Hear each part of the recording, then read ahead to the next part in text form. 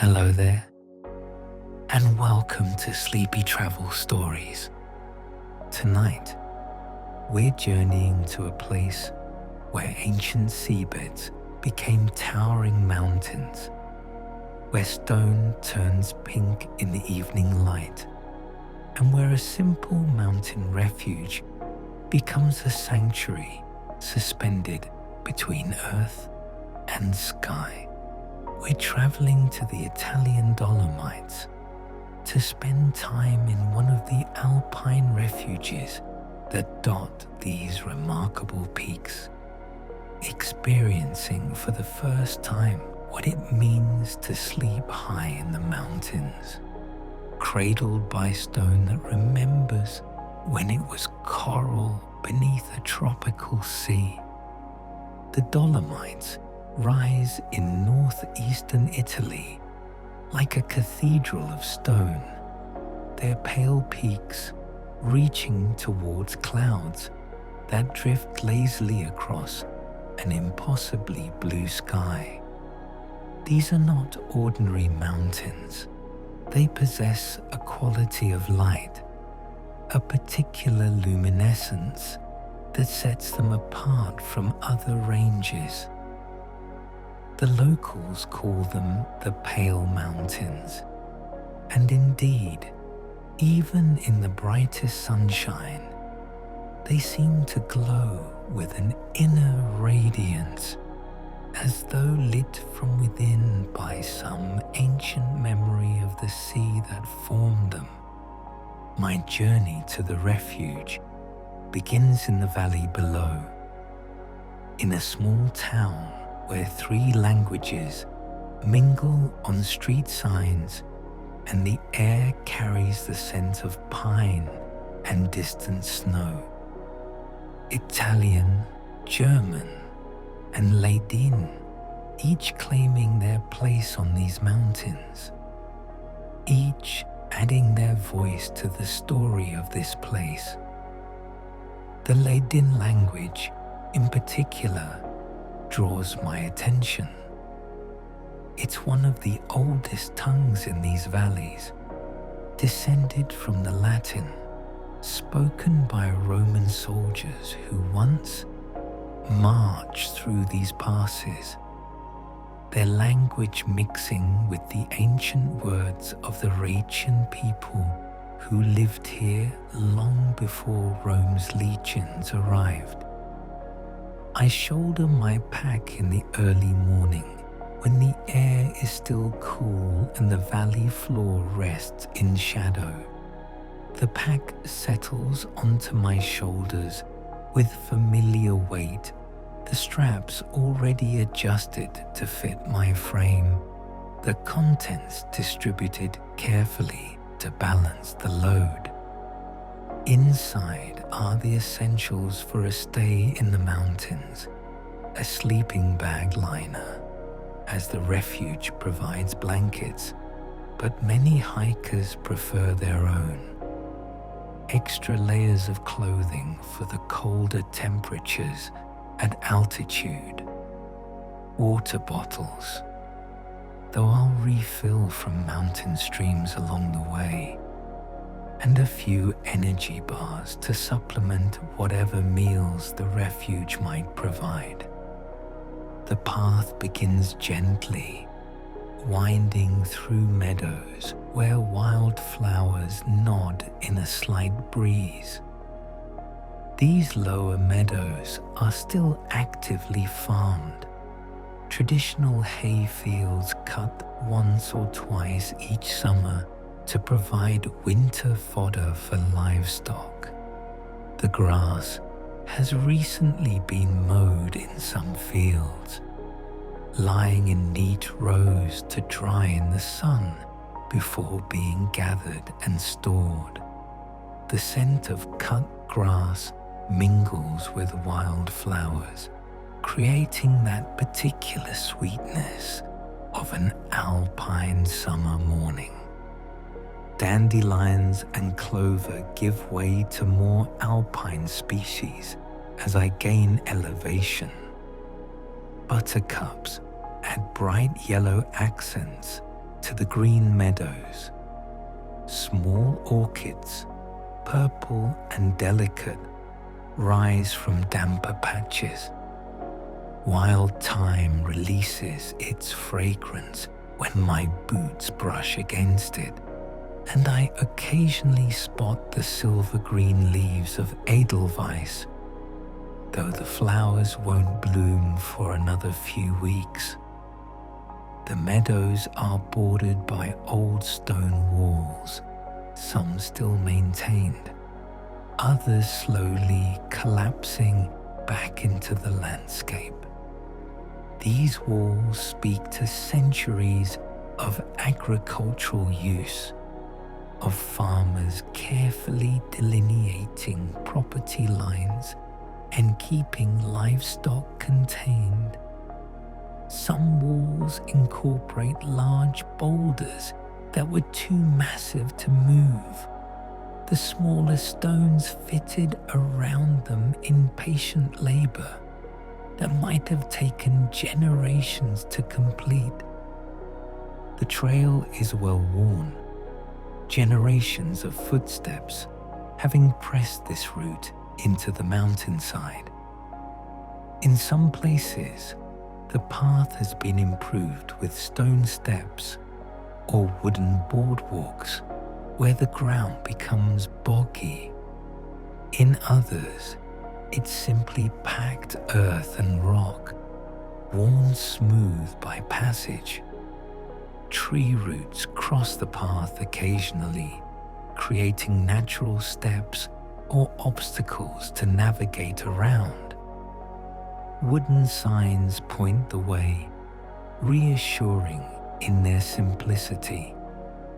They mark time in minutes and hours rather than distance, the traditional way of measuring mountain routes. The Refuge, according to the first sign I encounter, lies 2.5 hours ahead.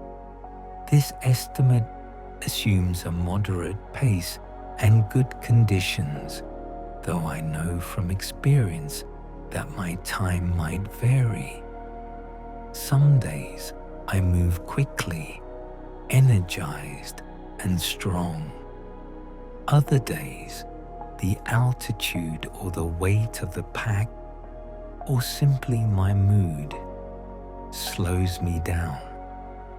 Today feels like a moderate day, steady and unhurried. I follow the signs upward, leaving the sounds of the village behind. A church bell rings in the distance, marking the hour, its tone carrying clearly through the still morning air. A rooster crows from someone's farmyard, that ancient announcement of dawn that persists even in our modern age. But these sounds fade as I climb, replaced by the natural acoustics of the mountains. The forest embraces me soon enough. The transition from meadow to trees happens gradually, scattered individuals at first, then small groves, then continuous canopy. Spruce and larch trees create a cathedral of their own, their trunks rising straight and tall, their branches filtering the sunlight into shafts of golden dust. The trees here are managed forest, carefully tended for timber production. Though they're harvested sustainably, maintaining the forest's health and character. The temperature drops pleasantly in the shade, perhaps 5 or 6 degrees cooler than the open meadows. The change is welcome as the morning sun was beginning to warm my back and shoulders.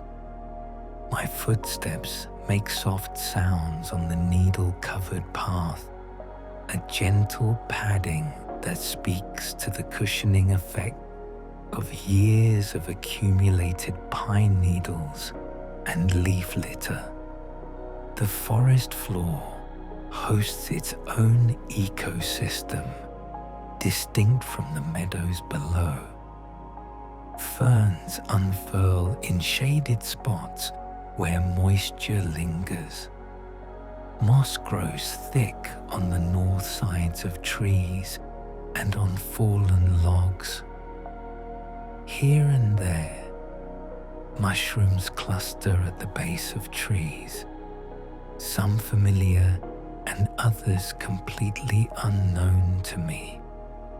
I spot what might be chanterelles, that prized culinary fungus, but I'm not confident enough in my identification to pick them.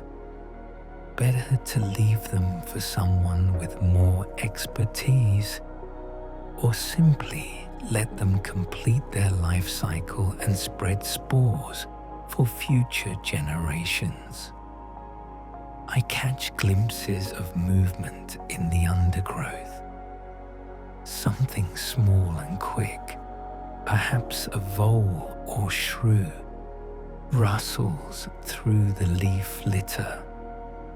A woodpecker hammers against a dead tree trunk, the rapid percussion echoing through the forest.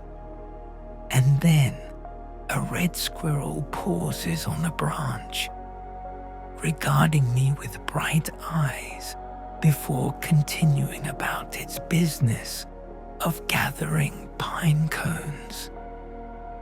The squirrel moves with the effortless grace that comes from a lifetime in the trees. It leaps from branch to branch, sometimes covering gaps that seem impossibly wide, landing with precision and continuing without pause. Its tail, luxuriously bushy, serves as counterbalance and rudder, helping it maintain equilibrium during these aerial maneuvers. When it reaches a suitable cone, it sits up on its haunches and rotates the cone in its paws, efficiently stripping away the scales to reach the seeds within. Fragments of cone and seeds fall to the forest floor, contributing to the steady rain of organic material that builds the soil. The path begins to steepen now, the gentle grade of the lower sections giving way to something more demanding. My breathing deepens, my heart rate increases, and I can feel my muscles working with greater intensity. This is the work of mountain hiking. This steady application of effort, this willing engagement with gravity and distance. As I climb higher, the forest begins to thin. The trees become more scattered, their forms twisted by wind and snow into sculptural shapes.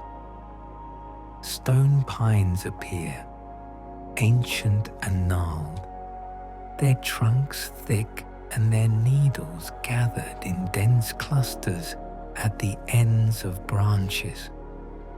Some of these trees, I've read, are 500 years old, silent witnesses to centuries of human passage through these mountains. The path steepens, and I pause frequently now, not from exhaustion, but from the need to simply look. Below me, the valley spreads out in patchwork fields and scattered villages. Above, the peaks begin to reveal themselves properly, emerging from the haze of distance into sharp definition. The Dolomites have a particular architecture to them. Unlike the rounded, snow-covered summits of other mountain ranges. These peaks thrust upward in towers and spires, in vertical walls and sharp edges that seem to defy gravity. This dramatic topography has its roots in geology. Unlike anywhere else on Earth, the story of how these mountains came to be spans hundreds of millions of years and involves transformations that challenge imagination. To understand the Dolomites, we must first picture an entirely different world. One where northern Italy didn't exist as land at all, but rather lay beneath warm, shallow tropical seas. Some 250 million years ago, during the Permian and early Triassic periods, this entire region rested beneath that ancient ocean. The climate was tropical, the water clear and warm, teeming with life. The supercontinent Pangaea dominated Earth's geography, and the area that would become the Dolomites sat roughly at the equator, surrounded by the Tethys Ocean, that vast body of water that has long since vanished, replaced by the Mediterranean and other smaller seas. In these warm, shallow waters, coral reefs began to grow. These weren't the same coral species we see in today's tropical oceans, but rather ancient relatives adapted to the conditions of their time. They built their skeletons from calcium carbonate extracted from seawater, creating structures that grew upward toward the sunlight their symbiotic algae needed for photosynthesis. Generation after generation of coral polyps lived and died, each building upon the skeletons of its predecessors, gradually constructing massive reef structures that could rise hundreds of meters from the sea floor. These reefs weren't uniform or simple. They had complex architectures with different zones supporting different types of organisms. The reef crest, exposed to waves and strong currents, hosted the hardiest species, the reef slope. Dropping away into deeper water supported a different community. Behind the reef, in calm lagoons, yet another set of organisms thrived, building up sediments in the sheltered conditions. Sponges contributed to reef building alongside corals. So did algae, whose calcium carbonate structures added to the growing mass. Brachiopods and crinoids, mollusks and echinoderms, all manner of marine invertebrates lived in and around these reefs, their shells and skeletons adding to the accumulating sediment when they died. Between the reefs, the seafloor received a constant rain of material. Particles of calcium carbonate, both from reef organisms and from chemical precipitation in the warm waters, settled slowly through the water column, accumulating in vast sheets. finer sediments washed in from distant shores, creating layers of clay and silt between the carbonate deposits. Over millions of years, these sediments built up to enormous thicknesses, sometimes reaching several kilometers in depth. But the reef building period wasn't continuous or uniform. Volcanic eruptions punctuated this long history. The Earth's crust in this region was active, with magma rising from deep within the planet to erupt at or near the surface. Sometimes these eruptions were submarine, with lava erupting directly into seawater, fragmenting into pillow lavas or glassy shards that mixed with the marine sediments. Other times, volcanic islands built above sea level, erupting explosively and sending ash across wide areas. One major episode of volcanism occurred about 230 million years ago during the Ladinian stage of the Triassic period. Massive eruptions sent lava and volcanic ash across the region, burying some reefs while creating new substrates for others to colonize.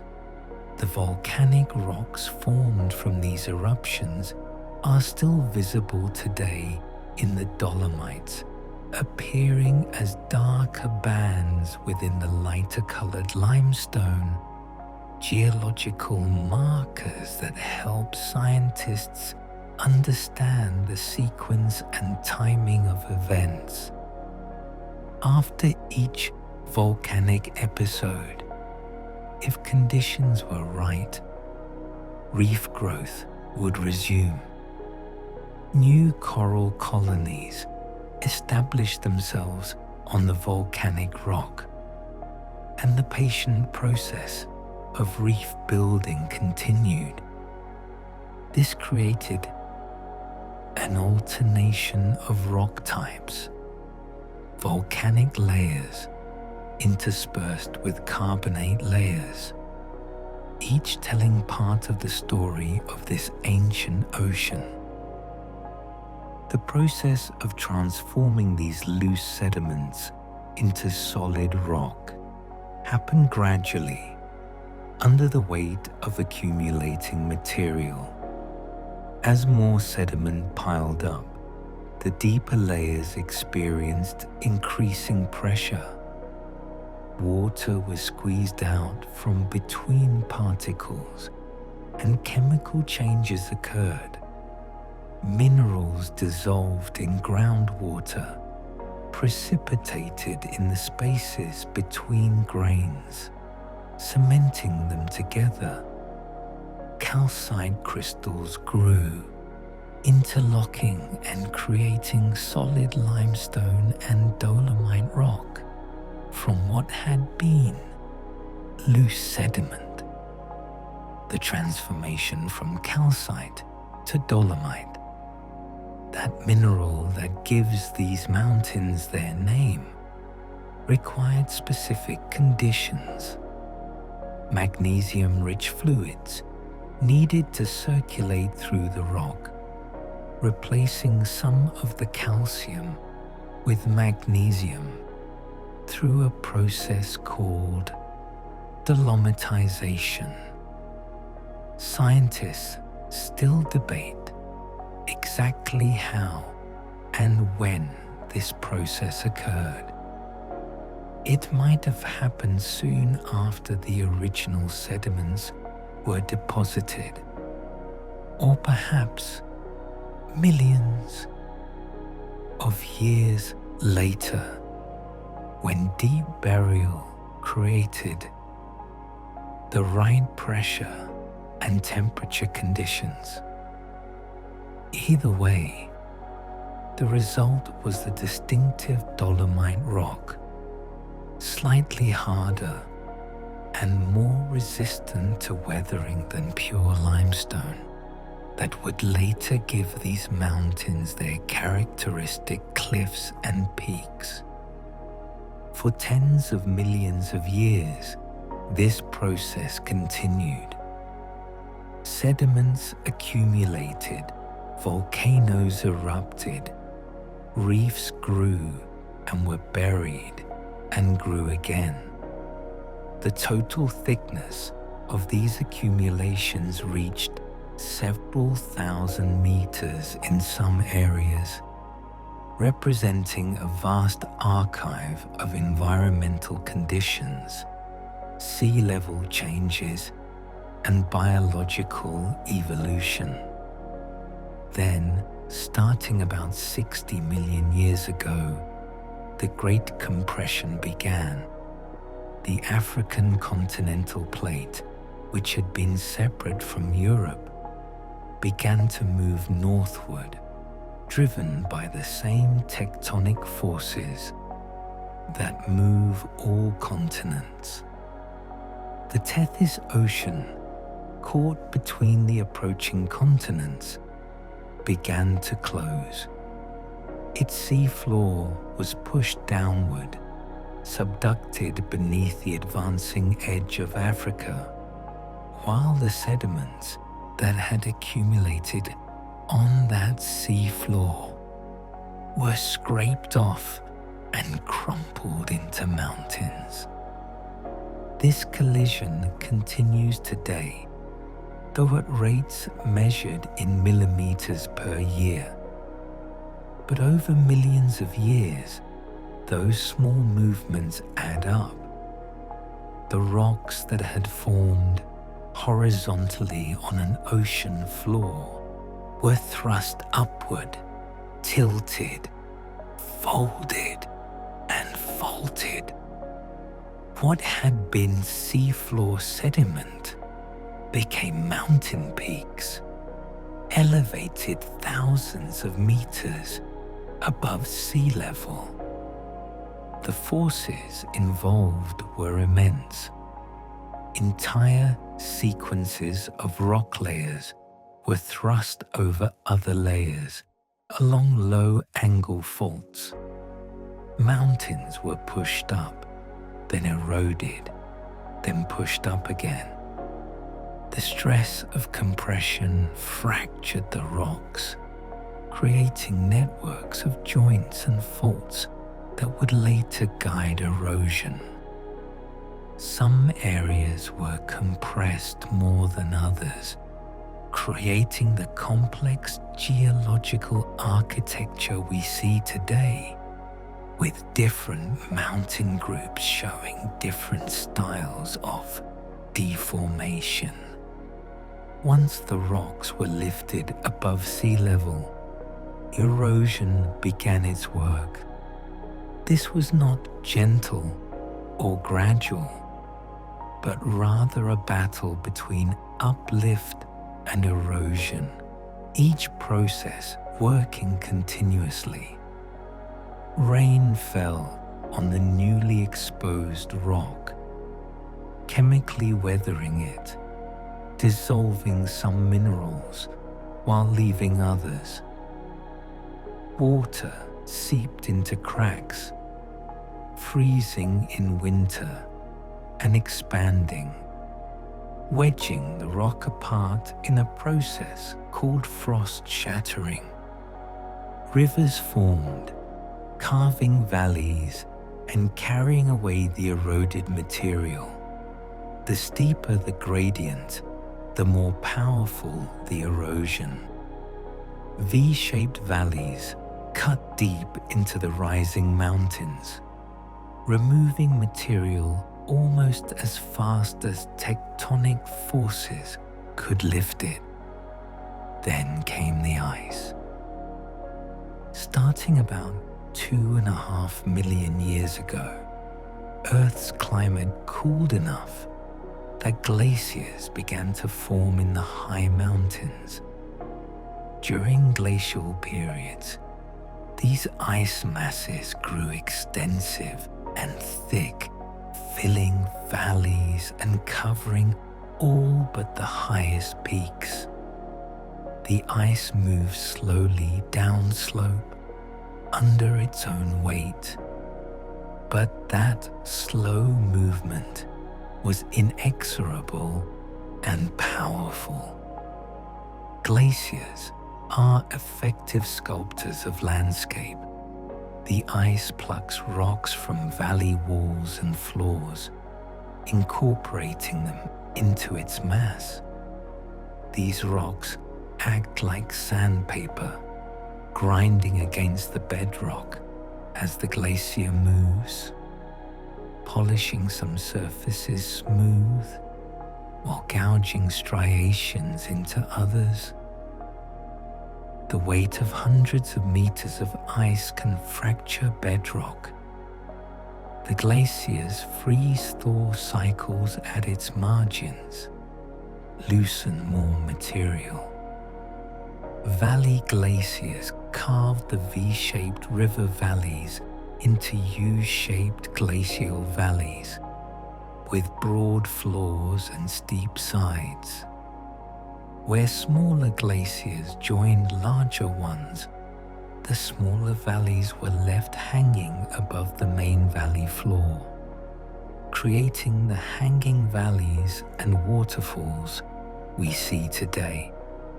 Glaciers excavated depressions that later filled with water to become alpine lakes.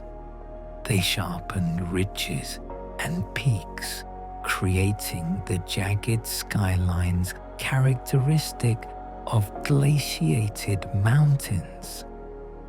The glaciers advanced and retreated multiple times as climate fluctuated between glacial and interglacial periods.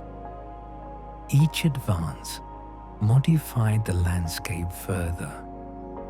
The last major advance, during the last glacial maximum about 20,000 years ago, brought ice to its greatest extent. Then, as climate warmed, the glaciers retreated, leaving behind a landscape deeply modified by ice. The final touches came from ongoing erosion. Wind and water continued to shape the Dolomites. Chemical weathering dissolves the carbonate rocks at rates measured in fractions of a millimeter per year. But over centuries and millennia, this adds up. Physical weathering from frost action and from the mechanical stress of temperature changes continues to break rocks apart. Landslides and rockfalls redistribute material downslope. The result of all these processes, spanning from the Triassic Ocean to the present day, is the landscape I'm walking through. The pale peaks rising around me remember their origin as tropical seafloor. The vertical cliffs reflect both the original reef structures and the fracturing from tectonic forces.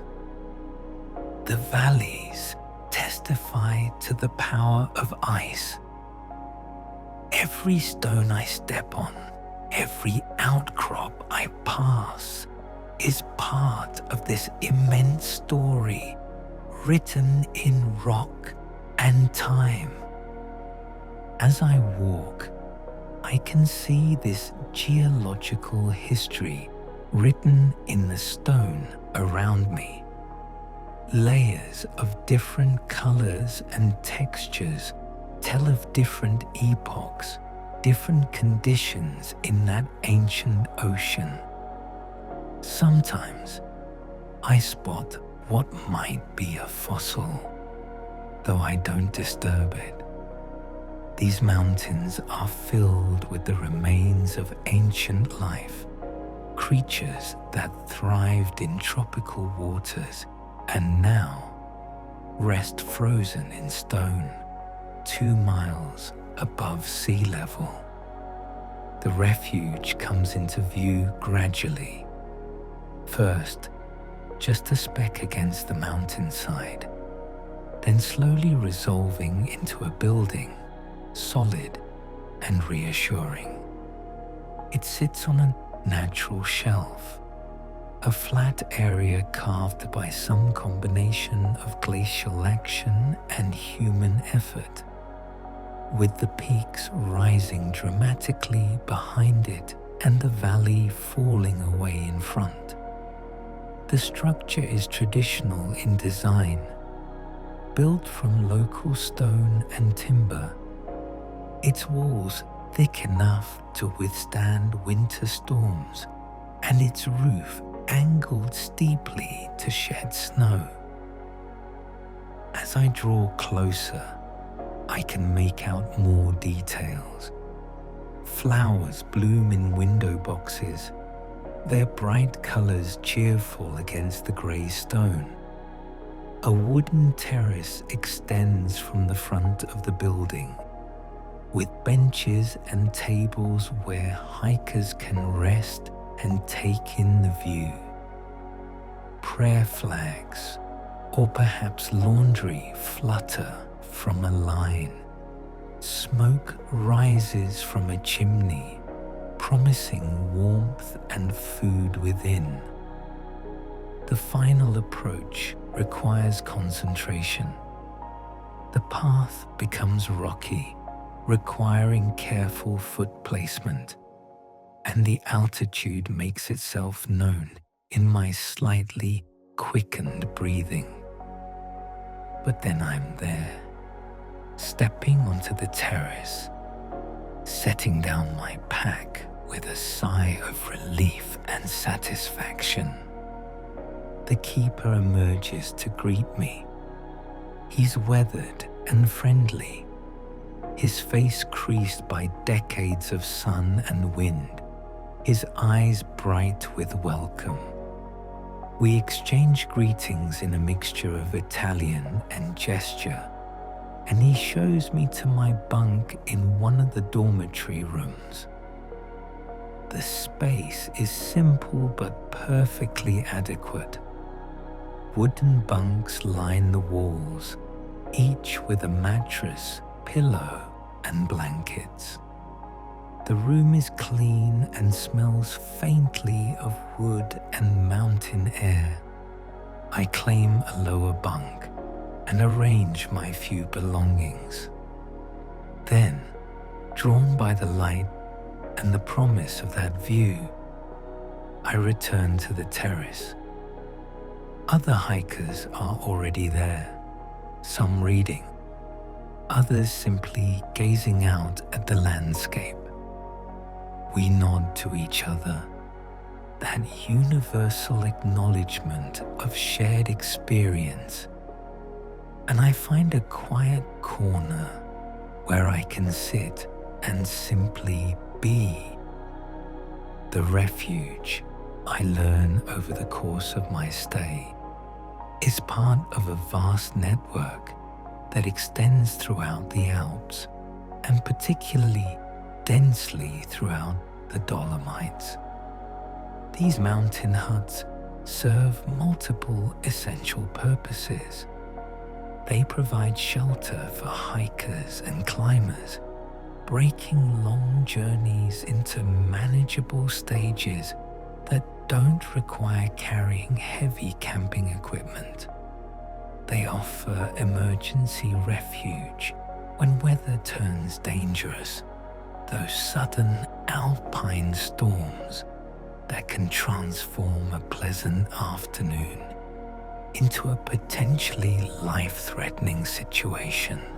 And importantly, they serve as gathering places, nodes in a social network that connects people who love these mountains, who understand the potential particular satisfaction of walking through high places, who appreciate the simple pleasures of warmth and food and company after a day spent moving through the landscape. The history of mountain refuges in the Dolomites stretches back to the late 1800s, when alpinism began to develop as both sport and scientific pursuit. The period from roughly 1850 to 1910 is sometimes called the Golden Age of Alpine exploration, when mountaineers from across Europe came to climb peaks that had never been summited, to map routes that had never been traveled, to study the geology and glaciology and ecology of these mountain regions. These early mountaineers needed places to stay during their explorations of the peaks.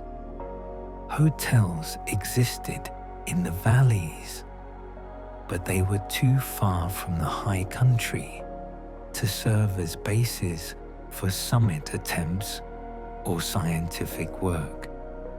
So local people, recognizing both an opportunity and a need, began building simple shelters in strategic locations. The first structures were basic, perhaps just 4 walls and a roof, offering protection from the elements and perhaps a simple meal or supplies for purchase. Over time, and particularly as tourism began to develop in the early 20th century, these evolved from basic bivouacs into more substantial structures. Families who owned land in strategic locations, or who obtained concessions to build on public land, invested in creating more comfortable facilities. Simple huts became multi-room structures with dormitories, dining rooms, kitchens. Many became family enterprises, passed down through generations, each adding improvements or expanding capacity. The Refuge where I'm staying was built in 1908, though it has been renovated and expanded several times since then. The keeper's family has managed it for 3 generations now. His grandfather, Leon, built the original structure, an ambitious project for the time. Leon had grown up in the valley below, working as a farmer and occasional mountain guide. He'd seen the growth of mountaineering tourism and recognized the need for a refuge in this particular location, positioned between several important peaks and along a natural route connecting different valleys. Building a refuge at this altitude, accessible only by foot, required tremendous determination and physical labor. Leone couldn't use vehicles or machinery to transport materials.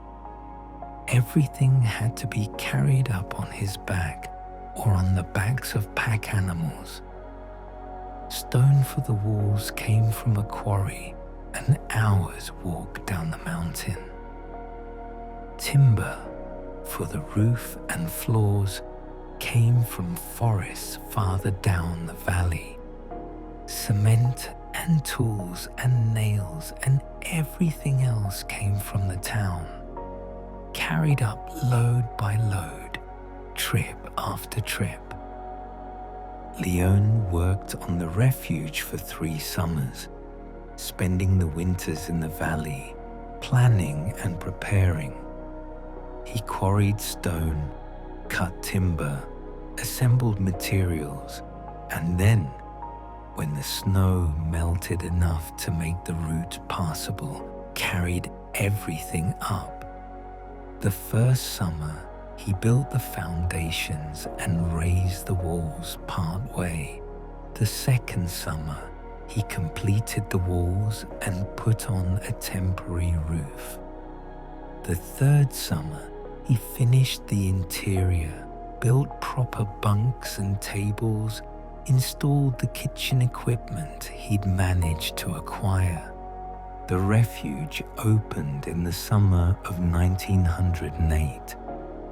A simple but solid building with room for about 15 guests.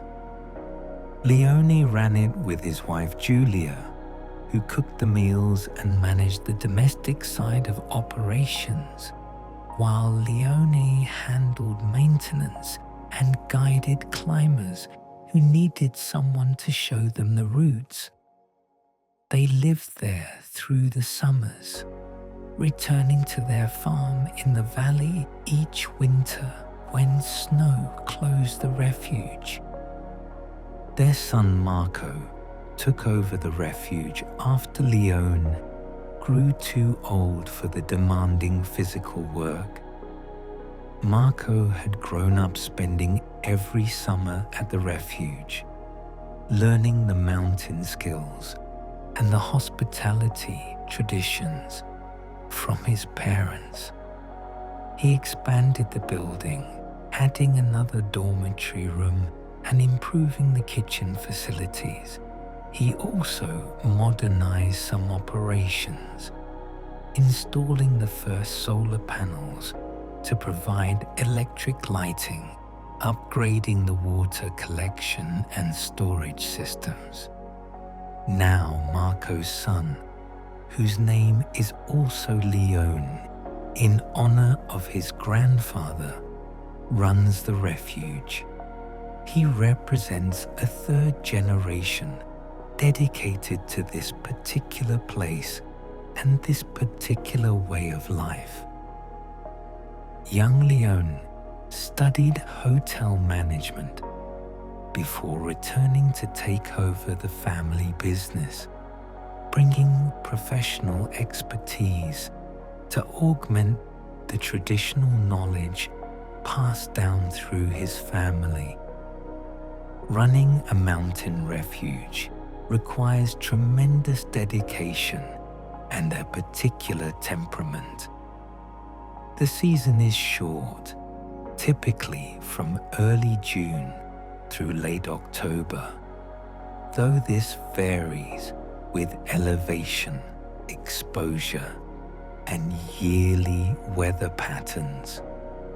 Snow determines the opening date, as the paths must be clear enough for hikers to reach the refuge safely. Snow also determines the closing date, when accumulation makes it impractical and eventually impossible to remain open. During that compressed season, the keepers live here full-time, sleeping in a small private room while guests occupy the dormitories. The work is constant and demanding.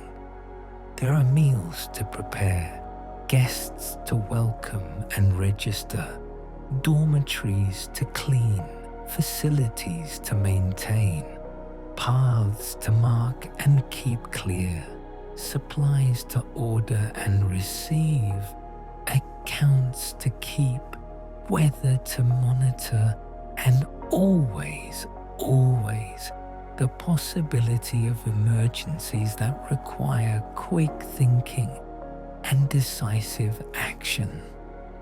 Provisioning the refuge happens primarily by helicopter, expensive but necessary. Large deliveries arrive every 2 weeks or so, bringing dry goods, canned items, fresh produce, dairy products, wine, all the supplies needed to feed and house dozens of guests each day. The timing of these deliveries depends on weather, as helicopters can't fly in fog or high winds. Sometimes a delivery has to be postponed, requiring the keeper to stretch supplies or improvise with what's available. Water comes from a spring about 200 meters higher up the mountain, a reliable source that flows even during dry spells. Leone has installed pipes that gravity feed water to collection cisterns at the Refuge. The water requires no treatment, pure as it emerges from the rock, though it's cold enough to make teeth ache if you drink too quickly. This water is precious, and while there's usually plenty, the keepers encourage guests to use it thoughtfully.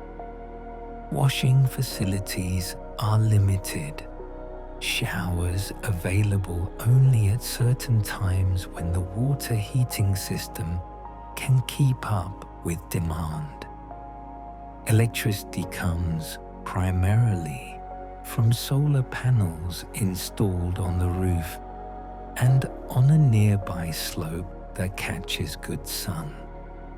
A diesel generator provides backup power during extended cloudy periods or for heavy loads the solar system can't handle. But fuel for the generator has to be helicoptered in, expensive and environmentally problematic, so it's used sparingly. Waste management presents constant challenges. Everything that comes up the mountain must eventually go back down. Organic waste from the kitchen gets composted when possible, though there are limits to what can be composted at this altitude where bacterial activity is slow. Other waste must be sorted and packaged for removal by helicopter or carried down by the keepers during their periodic supply trips to the valley. The refuge itself is designed and maintained to minimize environmental impact. The thick stone walls provide excellent insulation, reducing heating needs. Windows are triple glazed to prevent heat loss. Water use is carefully managed. The kitchen is equipped with energy-efficient appliances. Leone continually looks for ways to operate more sustainably, balancing the practical needs of running a mountain refuge with his responsibility to preserve the environment that draws guests here in the first place. Despite these challenges, or perhaps because of them, the refuge maintains a remarkably warm and welcoming atmosphere. Leone takes obvious pride in his work, in the meals he prepares, in the condition of the building, in the quality of service he provides.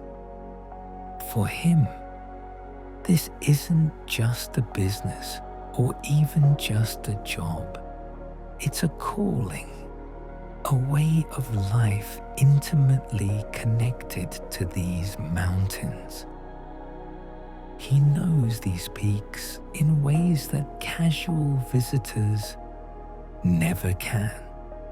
Watching the same views through months of changing light and weather, learning the patterns of storms and sunshine, understanding which paths become dangerous after rain, which flowers bloom in which locations at which times, whether chamois tend to graze at different times of day.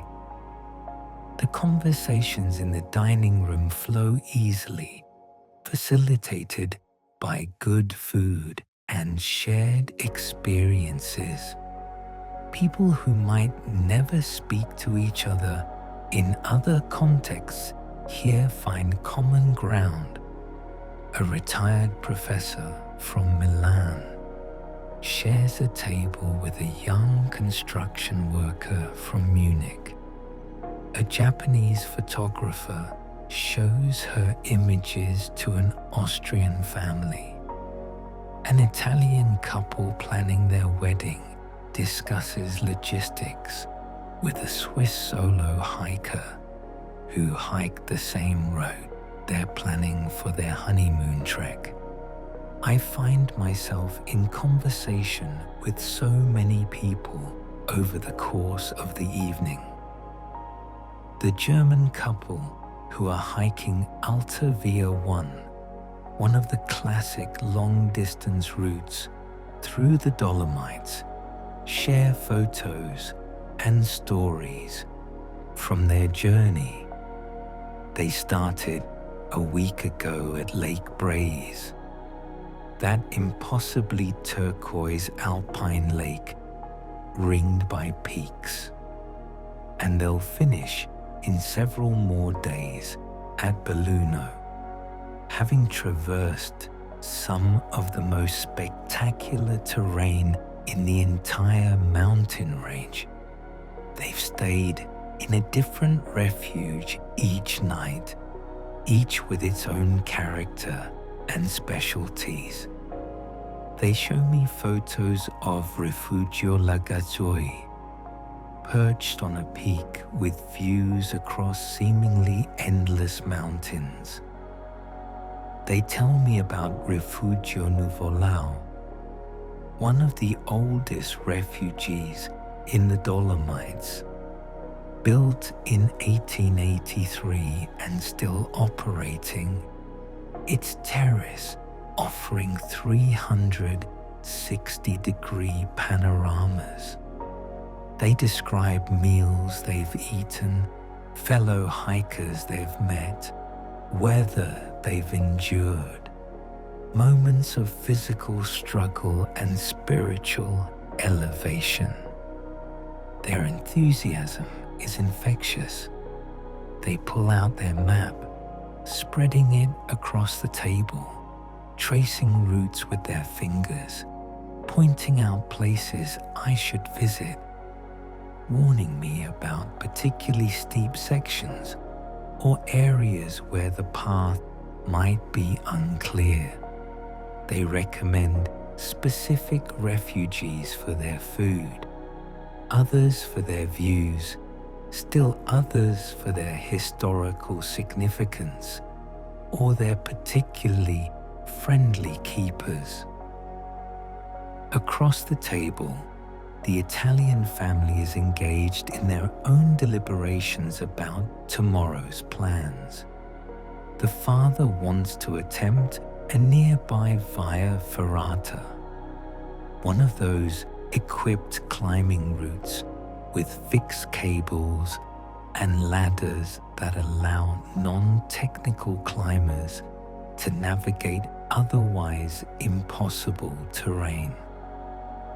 The mother is less enthusiastic about exposed heights and advocates for a gentler walk to a nearby lake. The teenagers, a daughter about 16 and a son perhaps 13, are energized and seemingly up for anything, though they're also glued to their phones, managing to remain connected even here in the mountains, though the signal is intermittent at best. The father spreads out his map, similar to the German couple's, and begins explaining the Via Ferrata route. It starts from here, follows an old military path from the First World War, then traverses along a cliff face before ascending a series of ladders to reach a summit. The round trip should take about 5 hours, he estimates, depending on how crowded the route is and how comfortable everyone is with the exposed sections. The mother listens, occasionally asking questions about difficulty or safety. She's not opposed to the Via Ferrata in principle, just cautious, wanting to make sure everyone in the family is truly prepared for what it involves. The daughter assures her she's fine with heights, pointing out that they did a similar route last year in the Brenta Dolomites without any problems. The son is characteristically nonchalant, claiming he's not worried about anything, though his mother catches the slight nervousness in his voice and smiles knowingly. Eventually they reach a compromise. They'll start on the Via Ferrata route if everyone is comfortable at the first exposed section. They'll continue. If anyone is uncomfortable, they'll turn back and do the lake walk instead. The mother seems satisfied with this approach. The teenagers accept it cheerfully, and the father nods, folding up his map. Meanwhile, at the other end of the table, Leon has sat down with a group of French hikers, and I hear fragments of animated conversation in mixed languages, French and Italian, and occasional English when all else fails. They're discussing weather patterns, trying to determine if the conditions will hold for the next few days or if a change is coming. Leone is explaining what the cloud formations they saw earlier might indicate, sharing his accumulated knowledge of local microclimates and weather patterns. The meal continues for well over an hour. No one rushes, though the kitchen has closed, and no more food will appear. Leon or his assistant continue to circulate, refilling water glasses, occasionally joining conversations, answering questions about routes or conditions, or the refugees' history. It's a masterclass in hospitality, making dozens of people from different countries and backgrounds all feel welcome and cared for in this simple mountain building. As the dinner hour winds down, various guests begin to drift away from the tables. Some, exhausted from long hiking days, head directly to their bunks. Others migrate to the common room, where a few comfortable chairs and couches provide space for reading or quiet conversation. Still others, like me, are drawn outside by the evening light and the promise of the sunset display. As afternoon settles in, I explore the area around the refuge. A network of paths radiates from this central point, some leading to nearby peaks, others connecting to neighboring refuges or descending to different valleys. I choose a gentle route that circles around the refuge, staying roughly at the same elevation, wanting to get a sense of the landscape without venturing too far from my new temporary home.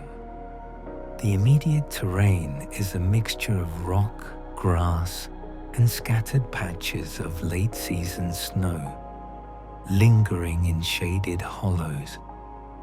Alpine flowers bloom wherever there's enough soil, creating unexpected splashes of color against the gray stone. I recognize a few species from pictures I've studied. Edelweiss, that iconic alpine flower, grows here in clusters. Its white, star-shaped blooms, adapted to intense sunlight and harsh conditions. Gentians provide brilliant blue accents, their trumpet-shaped flowers almost impossibly vibrant. There are others I don't recognize, tiny blooms tucked into crevices or spreading across rock faces in miniature gardens.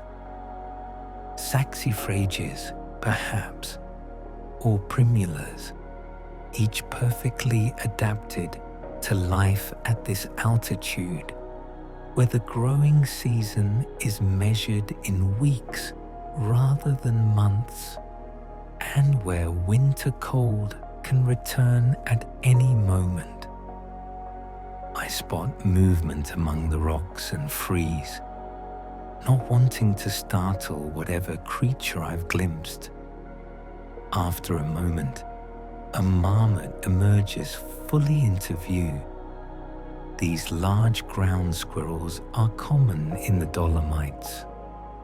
Living in burrow systems, they dig into alpine meadows. This one sits up on its haunches, surveying its territory, then releases a sharp whistle, an alarm call warning other marmots of my presence. The sound echoes off the stone, and I spot two more marmots popping up from different locations, each adding their own whistles to the chorus before all three disappear underground. I wait quietly, and after several minutes, they begin to emerge again, reassured that I am not an immediate threat. They go about their business of grazing on alpine vegetation, preparing for the long winter hibernation that will begin in a few months. Higher on the rocks, I catch a glimpse of movement that resolves into a small herd of chamois. These graceful animals, related to goats and antelopes, are perfectly adapted to the steep terrain. They navigate cliffs that would be impossible for me without ropes and technical equipment. Their split hooves gripping the smallest holds, their balance seemingly perfect.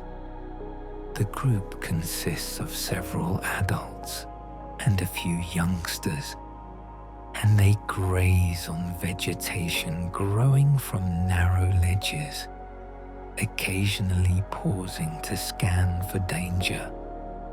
Above even the chamois, a large bird circles, riding thermal currents, rising off the sun-warmed rocks. The size and the broad wings suggest a golden eagle, that magnificent raptor that still thrives in these mountains. It seems in no hurry, spiraling lazily upward, perhaps hunting or perhaps simply enjoying the freedom of flight. I watch until my neck aches from the angle, then lower my gaze back to the more immediate landscape. The path brings me around to the other side of the refuge, where the view opens onto a different valley. Far below, I can see a lake, its surface reflecting the afternoon sky like a mirror. A thread of road winds along its shore, and I can just make out tiny vehicles moving along it, reminding me that the world of valleys and towns continues even as I've stepped outside it for a while.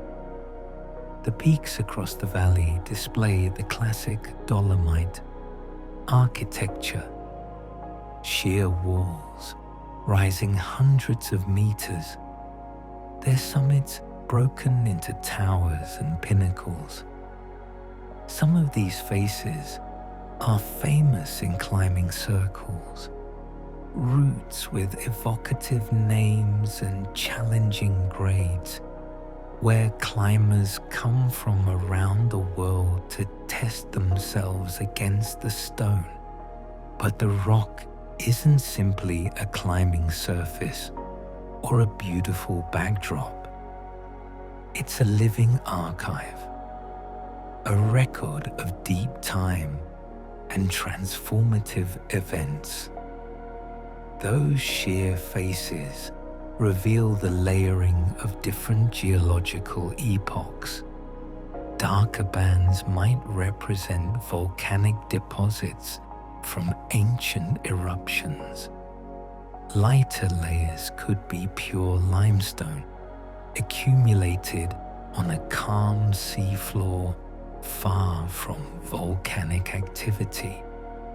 Each layer has a story, though we might never fully read it. As I complete my circuit and return to the refuge terrace, the afternoon is beginning its slow transformation into evening. The light changes subtly at first, becoming slightly warmer, slightly more golden. Other guests drift back from their own explorations, and the terrace fills with quiet conversation in multiple languages. Inside, the keeper has begun preparing dinner. The kitchen, visible through a serving window, radiates warmth and the most wonderful aromas. Mountain food tends towards the hearty and substantial, designed to replace the calories burned during long days of hiking. Tonight's menu, posted on a chalkboard, promises polenta with mushrooms, local cheese, and a simple salad. Bread, baked earlier in the day, sits in thick slices on the counter.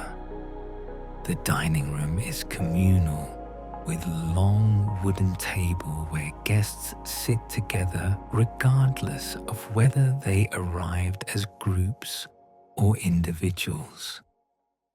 This shared meal is part of the refuge experience, a chance to exchange stories of the day's adventures, to compare notes on routes and conditions, to simply enjoy human company in this remote setting.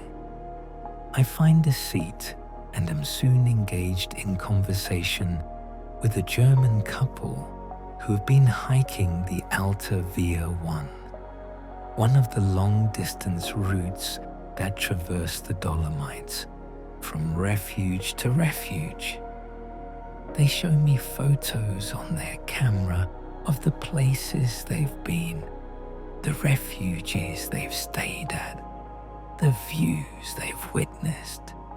Their enthusiasm is infectious, and I find myself already planning a longer trek for some future visit. Across the table, an Italian family with 2 teenagers is discussing whether to attempt a nearby peak tomorrow or to take a rest day. The father studies a map, tracing possible routes with his finger, while the mother mediates between competing desires for adventure and ease. The teens seem game for anything, their energy barely contained even after what must have been a long approach hike. Dinner arrives in large, steaming bowls, passed family style down the tables. The polenta is creamy and rich, studded with salt seed mushrooms that taste of the forest floor.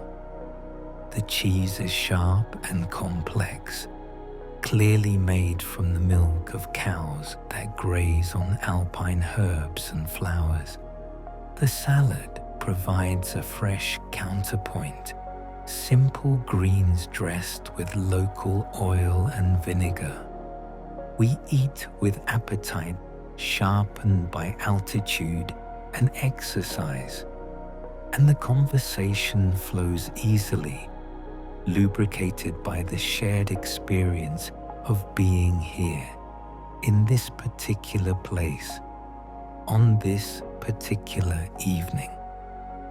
The keeper moves among the tables, refilling water glasses, checking that everyone has enough food, occasionally joining in conversations, sharing information about conditions on various routes, or pointing out features visible from the windows. As the meal concludes, some guests retire to their bunks, tired from long days. Others linger over tea or a small glass of grappa, that potent Italian brandy that burns pleasantly going down and warms from within. I choose tea and carry it out to the terrace, where the real show is about to begin. The mountains are preparing to demonstrate the phenomenon that gives these peaks one of their most poetic qualities. The light has continued its gradual shift, and now, as the sun approaches the horizon, the Dolomites begin to glow. This is the Enrosadera, the alpine glow, that moment when the pale stone catches the last rays of the setting sun and transforms into something almost otherworldly. The scientific explanation involves wavelengths of light and atmospheric scattering. As the sun sets, its light must travel through more of the atmosphere to reach us. Blue wavelengths scatter away, while the longer red and orange wavelengths penetrate through. These warm hues strike the calcium and magnesium carbonate in the Dolomite rock, and the stone, instead of simply reflecting the light, seems to hold it, to glow from within. The transformation happens gradually. First, a slight warming of tone, the pale grey-white taking on hints of peach and rose. Then, as the sun drops lower, the colours intensify.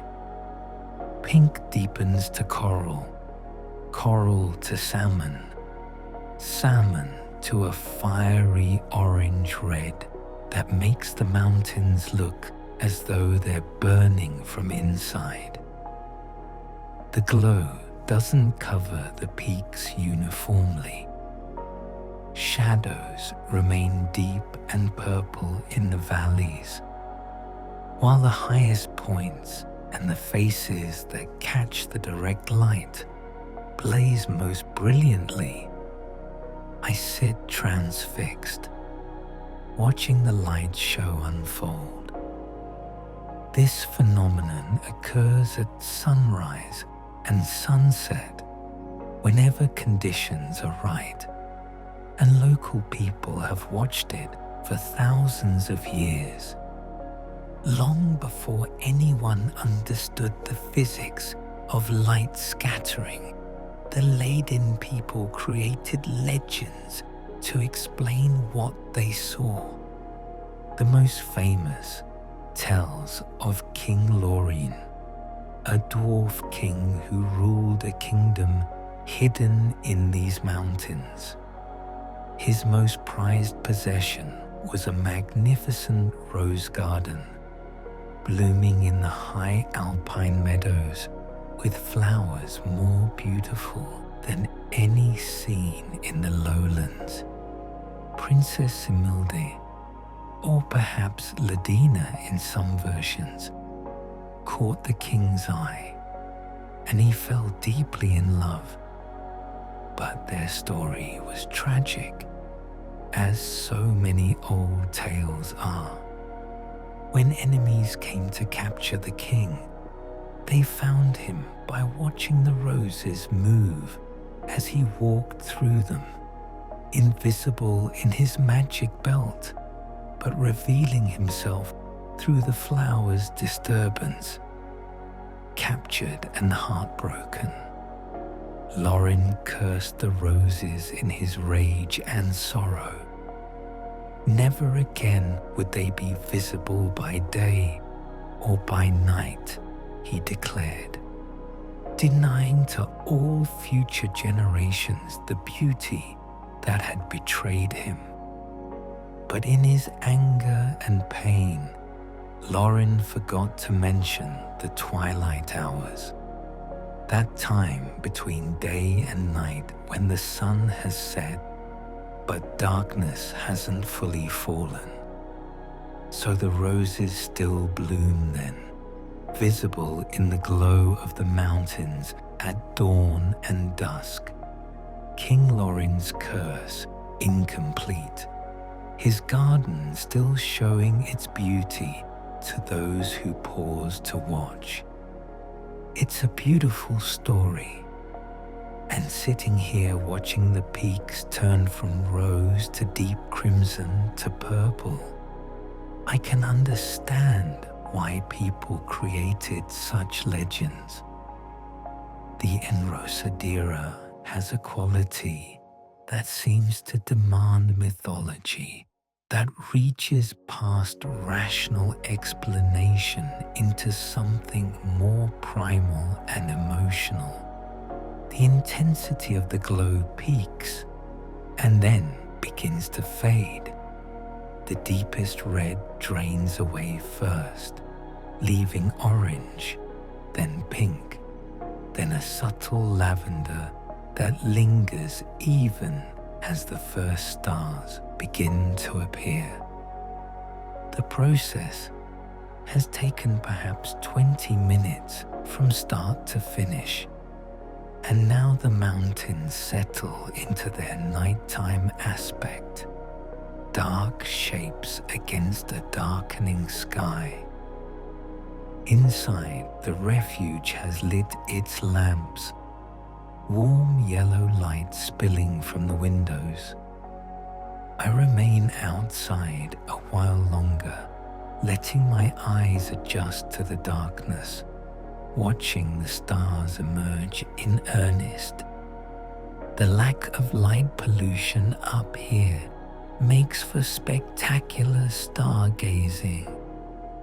The Milky Way becomes visible as a pale band across the sky, and I can pick out constellations I recognize and many stars I can't name. The temperature has dropped noticeably with the sun's departure, and eventually I retreat inside, drawn by the warmth and light. The main room has a convivial atmosphere. Some guests play cards at one of the tables. Others read or write in journals. A few have gathered around the keeper, who's sharing stories about the Refuge's history. I learn that during World War I, this area saw fierce fighting between Italian and Austro-Hungarian forces. The border between the two empires ran through these mountains, and both sides constructed elaborate fortifications, digging trenches and tunnels into the rock, establishing artillery positions and supply routes. The war in the Dolomites became known as the White War, fought at altitudes and in conditions unlike any previous conflict. Soldiers on both sides endured unimaginable hardships. Winters brought temperatures far below freezing and snowfall measured in meters. Avalanches were as deadly as artillery, sometimes killing hundreds of men in a single catastrophic slide. Supply lines were tenuous at best, and frostbite and altitude sickness claimed as many casualties as bullets. Both armies dug tunnels not just for shelter, but as weapons. They would excavate under enemy positions and pack the tunnels with explosives, then detonate them, creating craters and destruction. Some of these tunnels still exist, restored now as open-air museums, where modern visitors can walk through the same passages that soldiers carved with hand tools and dynamite over a century ago. The keeper's grandfather, who built the original Refuge, had served in the war. He rarely spoke of his experiences, but the Refuge itself was perhaps his way of transforming this place from a battlefield into a sanctuary, of giving these mountains a new purpose centered on peace and appreciation rather than conflict. Many of the current trails follow routes originally established by military engineers. What are now pleasant hiking paths were once supply lines, carved into mountainsides at great effort and often under fire. The via ferratas, those equipped climbing routes with fixed cables and ladders, have their origins in military necessity, providing ways to move troops and material across terrain that would otherwise be impassable. The visible remnants of the war serve as reminders of that history. Rusted wire sometimes protrudes from the earth.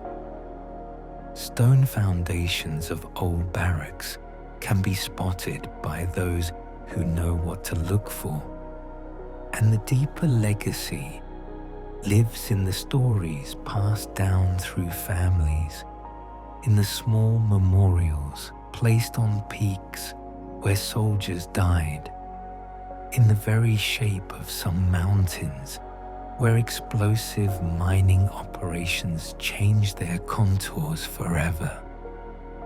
But the mountains have healed, as mountains do. Where trenches once scarred the landscape, grass and flowers now grow. Where artillery once thundered, only the wind speaks. The refuge, in its own way, is part of that healing. A place dedicated to the simple, peaceful acts of walking in the mountains, sleeping under their protection, and sharing meals with strangers who become, briefly, companions. The evening settles into quieter rhythms. One by one, guests retire to their bunks. I stay up a little longer, reluctant to end the day. But eventually, I too climb into my assigned bunk, pulling the blankets up against the chill that seeps through the walls, despite the building's best insulation. Sleep comes easily at altitude, aided by physical tiredness and the pure mountain air. I drift off to the sound of wind against the shutters and the occasional creak of the building settling, secure in this stone and timber shelter high above the valleys. Morning begins early in a mountain refuge. There's no sleeping late when sunrise floods through windows and the smell of brewing coffee fills the air. I emerge from my bunk to find the main room already occupied by early risers, some preparing for ambitious climbs that require starting in darkness, others simply eager to greet the new day. Breakfast is substantial and simple.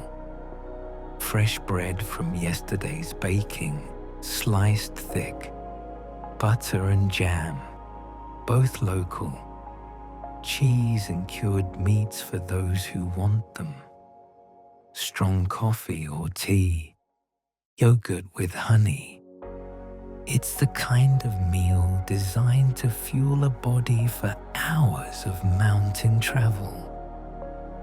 I take my coffee outside, wanting to witness the sunrise in Rosadira. The process is similar to the evening's display, but somehow more hopeful. The colors building as the sun approaches the horizon, rather than fading as it departs. The peaks emerge from shadow, catching the first light, transforming from dark silhouettes to glowing beacons that announce the new day.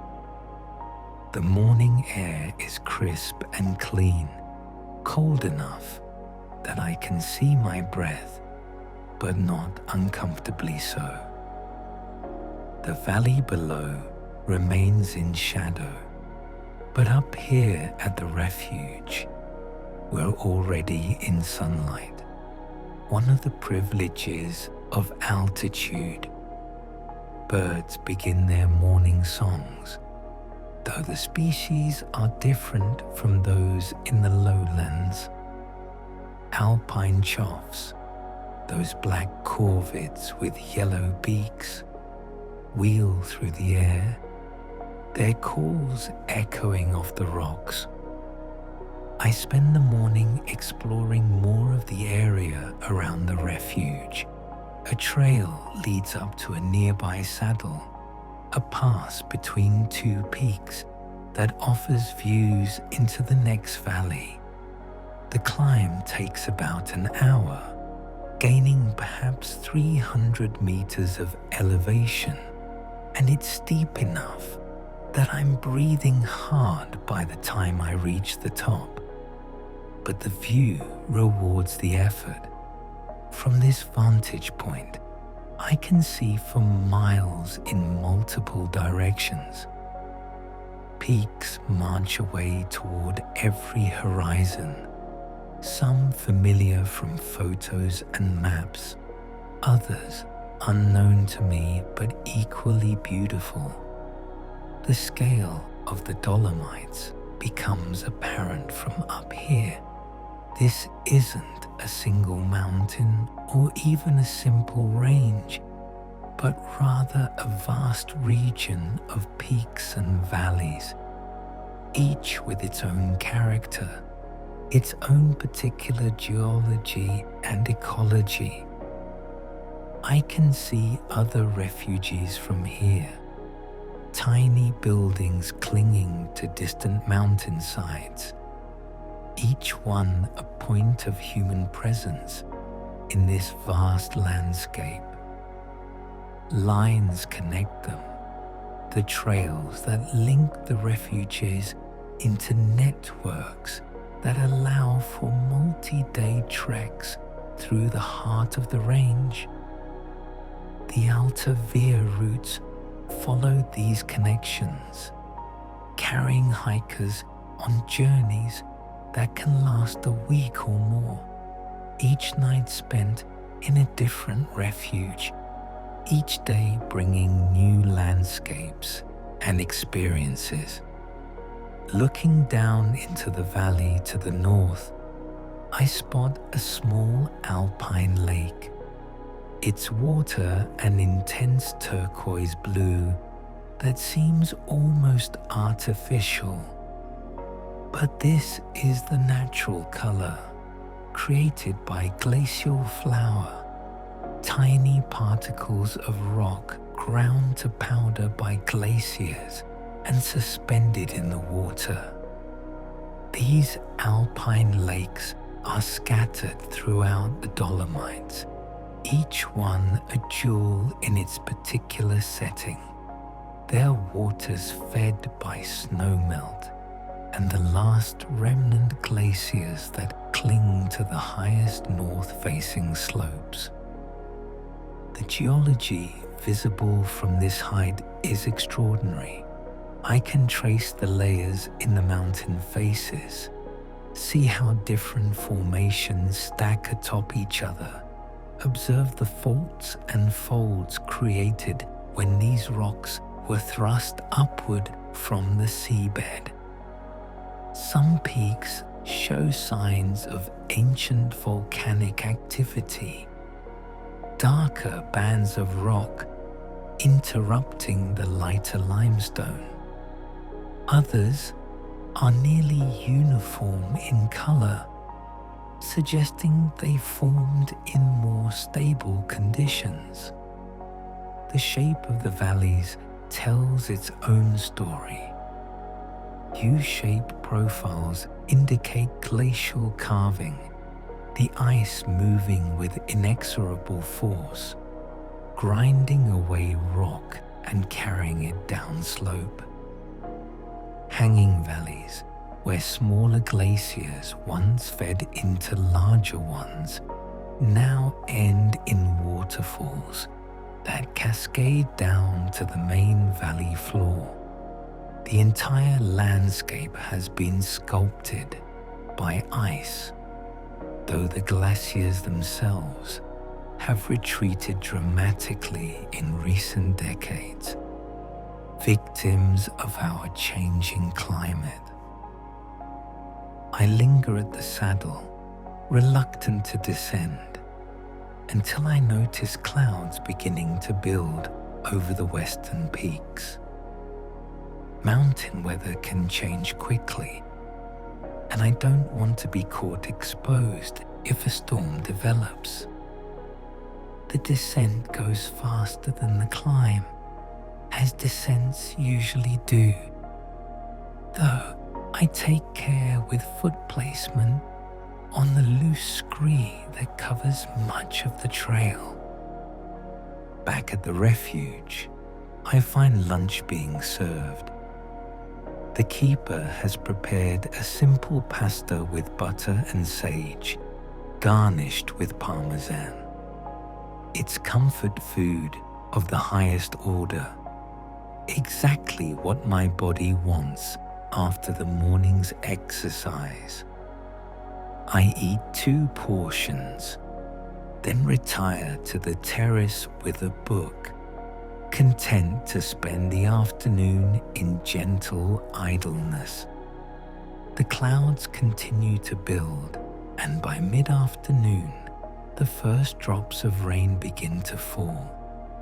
Everyone retreats inside, and the refuge takes on a cozy, enclosed feeling.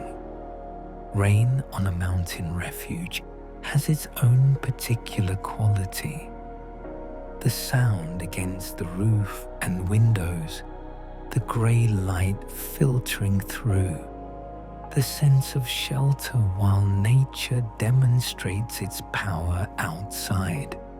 The rain intensifies into a proper storm. Thunder echoes off the peaks, and lightning flashes illuminate the clouds. From the safety of the refuge, it's dramatic and beautiful, though I'm grateful not to be caught on a ridge or peak. The storm passes in about an hour, moving down the valley, leaving behind that particular freshness that comes after mountain rain. When I venture back outside, the world has been washed clean. Water drips from eaves and runs in small streams across the terrace.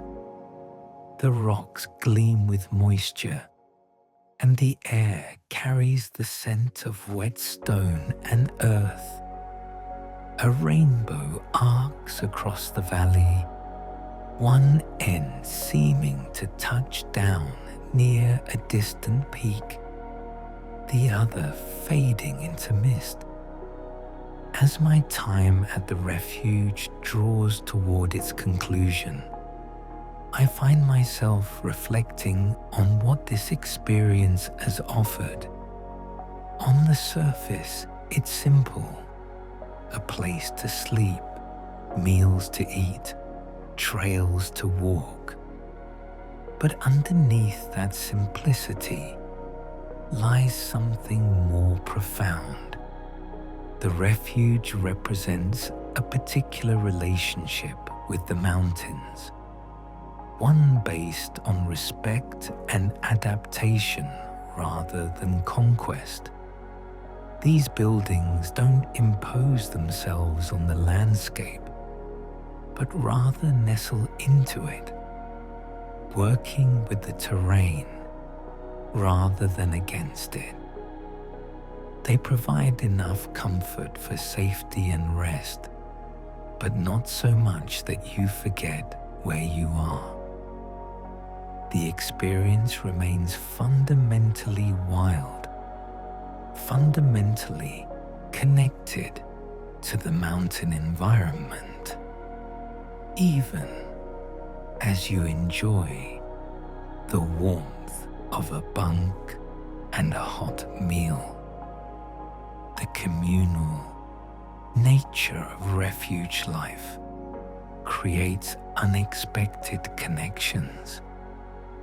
Strangers become temporary companions, sharing experiences and stories, helping each other with route advice or language barriers. The equality of the dormitory rooms and shared tables breaks down some of the social barriers that might exist elsewhere. Here, everyone is simply a person in the mountains, united by the common experiences of walking, wandering, and finding rest in high places. The keepers themselves embody a particular kind of life choice, one increasingly rare in our modern world. They've chosen to spend their summers in a demanding but deeply rewarding relationship with these mountains, providing service to others while living in intimate contact with the rhythms of alpine weather and season. They know these peaks in ways that casual visitors never can, watching the same views through months of changing light and weather, learning the patterns of wildlife and plant growth, maintaining trails and routes that carry countless footsteps. As evening approaches on my final night at the Refuge, I return once more to the terrace to watch the Enrosadera. It unfolds as magnificently as before, the peaks catching fire in the sunset light, glowing with that particular radiance that has inspired legends and brought painters and photographers to these mountains for generations. I think about those ancient coral reefs building themselves upward in a tropical sea that covered this region when dinosaurs still walked the earth. I think about the volcanic eruptions that buried some of those reefs, the gradual compression of sediment into stone, the slow collision of continents that lifted it all into the air. I think about the ice that carved these valleys, the water and wind that shaped these peaks into their current forms. And I think about the continuing processes that still shape this landscape, subtle and slow from our perspective, but inexorable in their effects. The Dolomites remind us of deep time, of processes that operate on scales far beyond human lifespans. Standing here, watching light play across stone that remembers when it was seafloor, I feel both insignificant and connected. Insignificant because my time here is measured in days, while the mountains count their age in hundreds of millions of years. Connected because I am part of the same world, made of the same basic materials, subject to the same fundamental forces. My last morning at the Refuge comes too soon. I wake before dawn, wanting to catch the sunrise once more.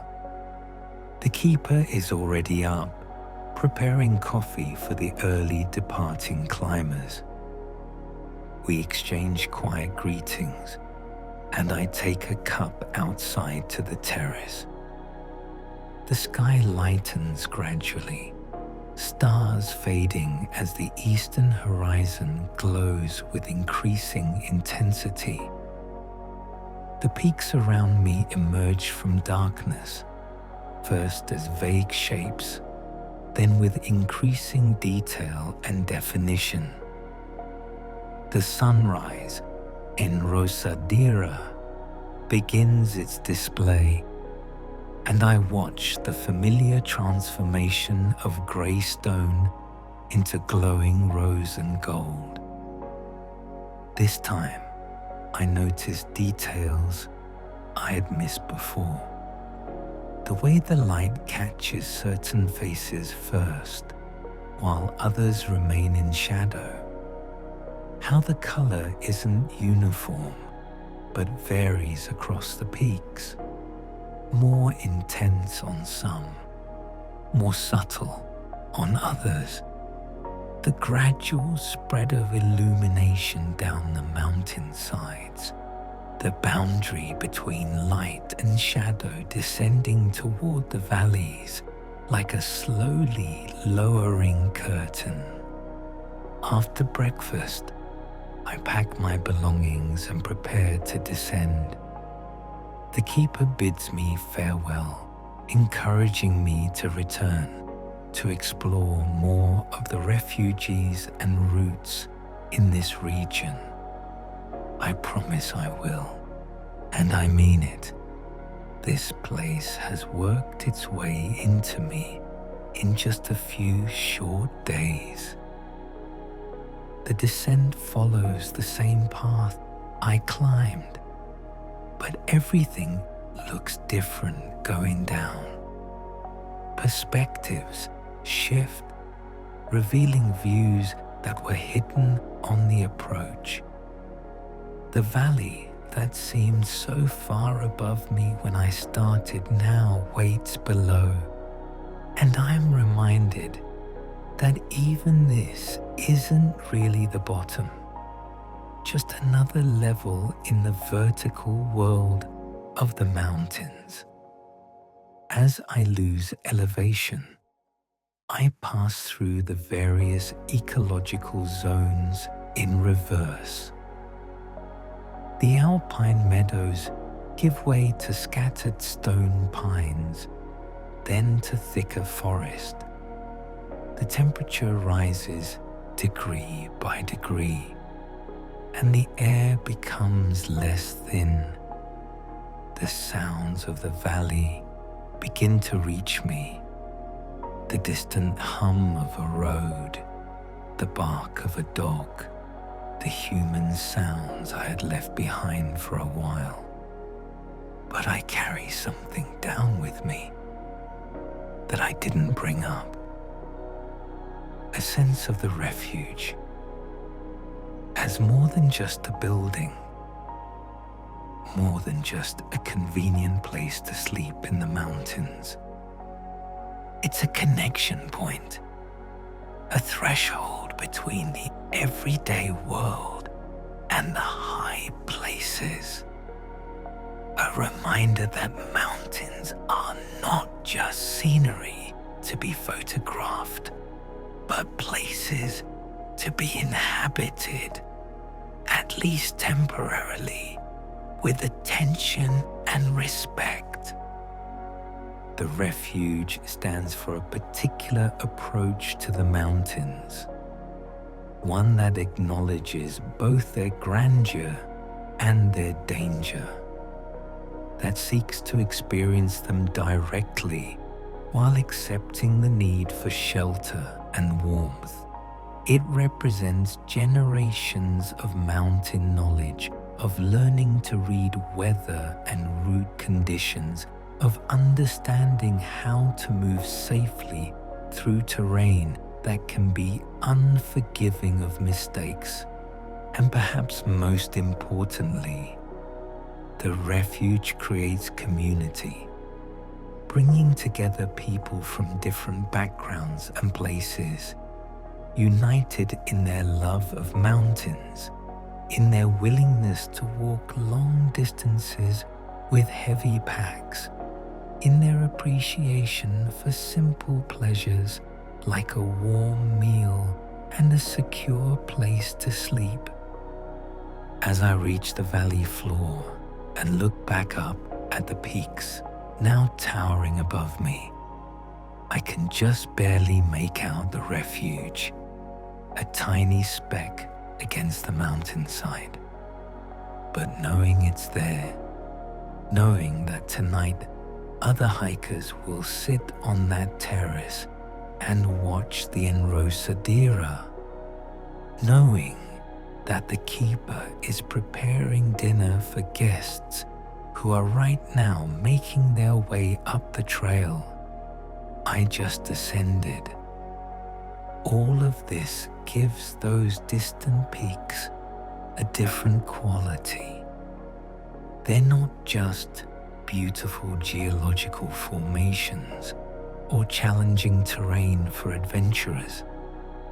they're places where people live and work, where simple rhythms of mountain life continue as they have for generations, where the ancient stone provides backdrop and context for very human experiences of wonder, effort, rest, and connection.